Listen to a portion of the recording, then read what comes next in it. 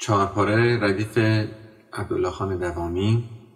در مورد چهارپاره بیشتر توضیحات کامل داده شد.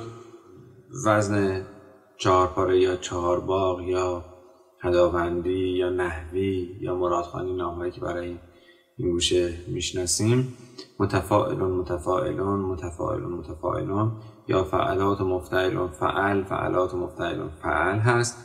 بهره کامل مسمن سالم.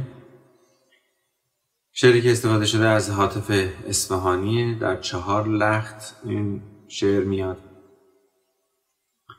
و همونطور که میدونیم چهارپاره هم 4 قسمت کلیه 4 لخت داره، 4 پاره یا قسمت داره. قسمت اول و دوم عیناً دوباره تکرار میشن، فقط قسمت دوم یه تفاوت اندکی در تحریر آخر داره و بعد لخت سوم و چهارم میاد. لخت اول در گوشه حجاز قرار گرفته، لخت دوم شبیه به جامه دران هست، لخت سوم فرود به ابوعطا یا سیخی و لخت چهارم فرود به شور رو خواهیم داشت. به طور کلی میتونیم بگیم که این چهارپاره در منطقه حجاز قرار گرفته و بعد کم کم فرود میکنه به سمت شور. مایه نما سی بمول می بمول لا کرون، دانگ هایی که در این قطعه استفاده شدن دانگ ری می کرون فا سول، دانگ شور هست، سول لا کرون سی بمول دو باز دانگ شور و دانگ دشتی دو ری می بمول فا. کوکی ستار دو سول دو، سیم اول برابر با ای بمول یا جی دیز در تیونر کوک شده. سول ره ره ره ره ره ره ره می فا می فا فا می می ره ره می رم رم دون دور دور ره دور دور سی سی دور رم رم دوره دوم دوره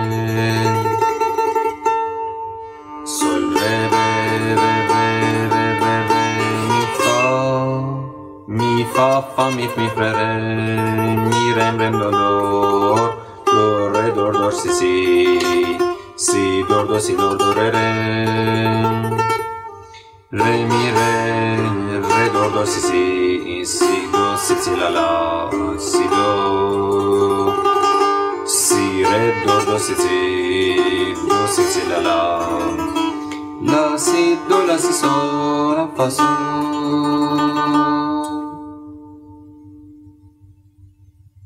ابتدا در منطقه حجاز شروع میکنیم. از سول به ره میایم. سول سیم زرد با انگشت اول، ره با انگشت اول سیم اول، سول ره ره ره ره ره ره ره می فا می فا فا می می ره ره.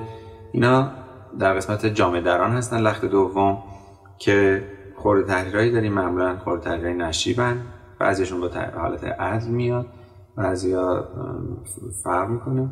میگیم می فا فا می می ره ره راست چپ ریز، این تحریر عدله. سوم میاد روی می رم رم دون دو، اینا همه اشاره دارن. راست چپ راست راست. دوم میاد رو دو دو ره دور دور سی سی، باز تحریر عدل. راست چپ راست. انگشت اول میاد رو دو دو رم ره دوره، باز عدل. دوم دوره روی حجاز میشینه، ولی که حالت جامعه دران داشت، بیشتر به حال برای می و فا و ره گردش میکرد. لخت اول کاملا مشابه تکرار خواهد شد. بعد لخت دوم با کمی تغییر در تحریر آخر که تحریر ویدیوهای خواهد بود تکرار میشه. میگیم می فا فا می می ره ره می رم ره دو دور دور ره دور دور سی سی. و تحریر ویدیوهای به این شکل سی دور دو سی دور دور ره ره راست راست چپ راست چپ راست آخرش ره به می هم اشاره داره. بعد از اون فرود به ابوعطا یا سیخی رو داریم. میگیم ره می ره دور دو سی سی. باز این خورده تحریرها رو میبینیم. راست چپ راست. انگشت دوم میاد رو سی سی دو سی سی لالا. انگشت اول میاد روی سی سی دو و لخت چهارم فرود به شور. سی ره دو سی سی دو سی سی لالا لا سی دو لا سی سولا. راست چپ راست. فا سیم زرد فا سول. میبینی که این متفاعلون دائما داره تکرار میشه. متفاعلون مثلا در لخت آخر با تحریرها به این شکل میشه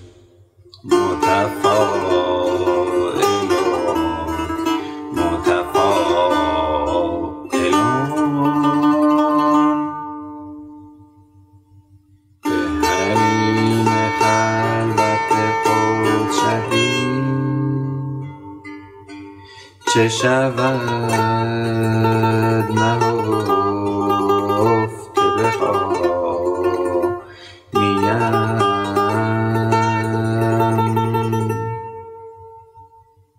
به حریم خلوت خود شویم چه شود نهفته بخوانیم